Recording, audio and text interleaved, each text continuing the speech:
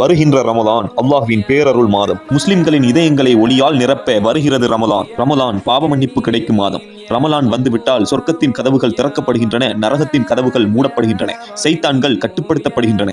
நபி ஸல்லல்லாஹு அலைஹி வஸல்லம் அவர்கள் கூறினார்கள், ரமலான் வந்தால் சொர்க்கத்தின் கதவுகள் திறக்கப்படும். சஹீஹ் புகாரி, சஹீஹ் முஸ்லிம். குர்ஆன் இறங்கிய மகத்தான மாதம். இந்த மாதம் சாதாரணமல்ல, மனிதர்களுக்கு வழிகாட்டியாக வந்த குர்ஆன் இறங்கிய மாதம். அல்லாஹ் சொல்றான், ரமலான் மாதமே குர்ஆன் இறங்கிய மாதம். சூரா அல் பக்ரா. நோன்பு அல்லாஹ்வுக்கே உரியது. ஒவ்வொரு நன்மைக்கும் 10 மடங்கு பலன் உள்ளது. ஆனால் நோன்பு அல்லாஹ்வுக்கே. அல்லாஹ் கூறுகிறான், நோன்பு எனக்கானதே, நானே அதற்கு கூலி தருகிறேன். சஹீஹ் புகாரி. துஆ ஏற்றுக்கொள்ளப்படும் நேரம். ஒரு நோன்பாளியின் துஆ அவர் நோன்பை முடிக்கும் வரை நிராகரிக்கப்படுவதில்லை. நபி ஸல்லல்லாஹு அலைஹி வஸல்லம் அவர்கள் கூறினார்கள், நோன்பாளியின் துஆ நிராகரிக்கப்படாது. சூனன் இப்னு மாஜா. 1000 மாதங்களை விட சிறந்த ஒரு இரவு அது ரமலானின் கடைசி 10 நாட்களில். சொன்னாங்க ஸல்லல்லாஹு அலைஹி வஸல்லம், லைலத்துல் கத்ர் இரவை கடைசி 10 இரவுகளில் தேடுங்கள். நூல் சஹீஹ் புகாரி.